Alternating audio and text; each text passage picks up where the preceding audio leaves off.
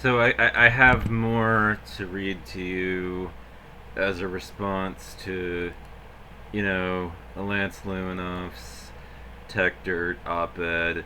The App Store is broken because it wasn't designed to work. When Costa Afalo first started revealing scam upon scam in the App Store, and we have to go to, you know, this article that was in The Verge about it, over to it and read their coverage. I'm also subscribed to their RSS. Mobile app developer Costa L4 has a new calling that goes beyond software development, taking on what he sees as a scam problem ruining the integrity of Apple's App Store. L4, who created a successful Apple Watch keyboard app, FleckType, has for the last 2 weeks been publicly criticizing Apple for lax enforcement of its App Store rules that have allowed scam apps as well as apps that clone popular software from other developers to run rampant. These apps enjoy top billing in the iPhone marketplace, all thanks to glowing reviews and sterling 5-star ratings that are largely fabricated, he says. Up to now, I've been an Apple in the Apple wants to do the right thing camp. My viewpoint is starting to change. You know, how to spot a $5 million a year scam on the App Store in 5 minutes flat. It's been surprising that more people don't know about this. The extent to which this has been going on is absolutely mind blowing. Elnford tells The Verge on the magnitude of fraud. He says, who is occurring daily on the App Store. In particular, now with the App Store, which is my main concern, the problem has grown to such an extent that that having the rating and review system is making things worse. It gives consumers a false sense of security and a false idea that the app is as great as you're entering it through a glowing App Store page with raving reviews. His vocal complaints, which have attracted the attention and support of countless other app developers in the iOS community, underscore the increasing tension between Apple and the software makers upon who it depends.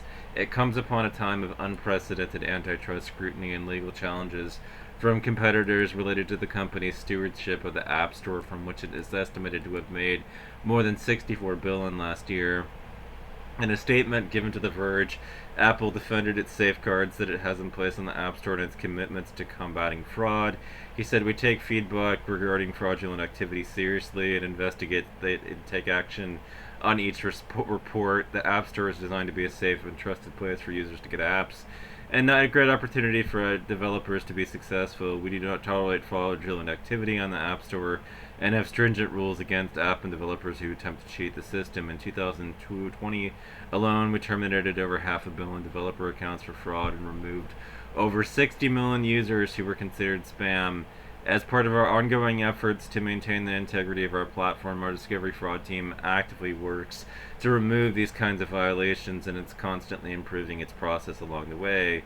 The issues Elnor, whose name I'm having trouble pronouncing as a reader, sorry, sir, if I mispronounce it, is raising are interlocking ones, all stemming from what he says are inconsistently enforced App Store rules and lazy moderation. It's not just the apps that try to siphon money away from consumers under false pretenses using exploitative subscription services. It's also fake reviews and ratings that can be bought, and a broken algorithmic ranking system that helps those apps float to the top and take the spot of some genuine paid apps and developed by small teams or singular developers. Elifero says, letting it perpetuate, he adds, is a platform that Apple does not actively police unless it's an issue that gains the attention of the media or involves one of Apple's current rivals like Facebook or Fortnite maker Epic Games. For now, first detailed his personal experience with App Store scams last month in a Twitter thread where he explained how his app FlickType was maliciously copied by numerous developers that built non-functioning versions of the software and charged egregious subscription fees, only getting away with it because of strong App Store reviews and high 5-star ratings that he claims are completely fake.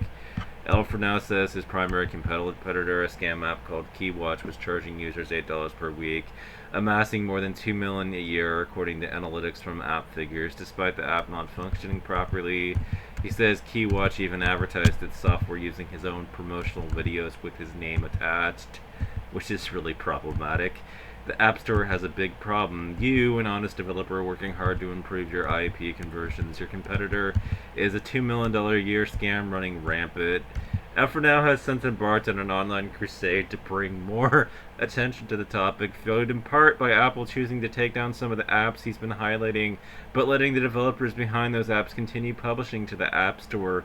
Scores of other developers have been chiming in with their own experiences too, including notable Apple critics like Basecamp co-founder David Hyman and Hansen. Some of these critics, including Hansen, with regards to the company's hate email client, have accused Apple in the past of mistreating and overcharging developers with the App Store standard 30% cut of app downloads and in-app purchases. These critics see the scam situation as further proof that Apple profits up these developers, and therefore it doesn't take proper steps to moderate the platform to enforce its rules.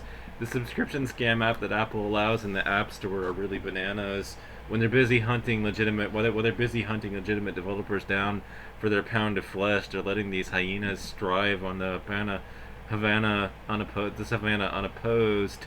Apple refuses to take down two scam apps that destroy my honest business with fake ratings and false marketing claims. I've had report that Apple ignores my numerous reports. I have hard proof yet that Apple ignores my numerous reports. Apple, please do something. This is my story.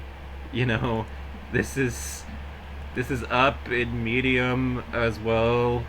You, you know. Oh, Apple did not initially respond to Elefano's claims, so the company removed KeyWatch and some other scam apps he's brought attention to over the week. But the issues are systematic, Elefano says, and nothing short of an overhaul to how the App Store ranks software, measures trustworthiness, and roots out bad actors will remedy the issue. Until then, he says that he's going to keep sounding the alarm.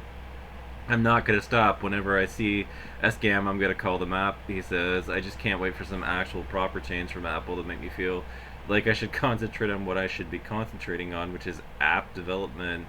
He says a competing app store on the iPhone could help solve some of these issues. That's the main line of argument that Epic has used against Apple over the fortnight. Epic chief executive Tim Sweeney has called for alternative marketplaces on iOS, as well as the ability for apps distributed through the App Store to use their own payment system and not give Apple 30% of every transaction. After Epic deployed its own in-app payment system with Fortnite this last summer, Apple removed the app for violating its rules. In an ideal world, competition does have the tendency to sort a lot of things out, whether it's pricing or enforcement of rules. Competition is like creativity. You get all these new ideas and hopefully the best get to the top. The other way would be for developers to publicly share their stories as far and wide as possible. The more users understand that this is a problem, the more pressure there will be on Apple to act. Prior to Apple releasing a public statement on the matter, he expressed disappointment in the company's silence. It's not just acting. I think Apple needs to, at the minimum, say something, acknowledge the issue, and that they're working on it. He says, just staying silent about it is actively reinforcing the notion for consumers that app stores and ratings are not to be trusted. They are not, And we have more reports from, which, since I'm showing you all this in, response to the article that I read out of TechDirt,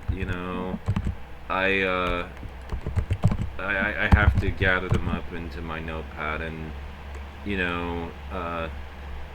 put them in the underbar of the video so that you can pursue these articles in response to it on its own. So this is, part 2 of this video, basically, below. I thought you should know all this stuff.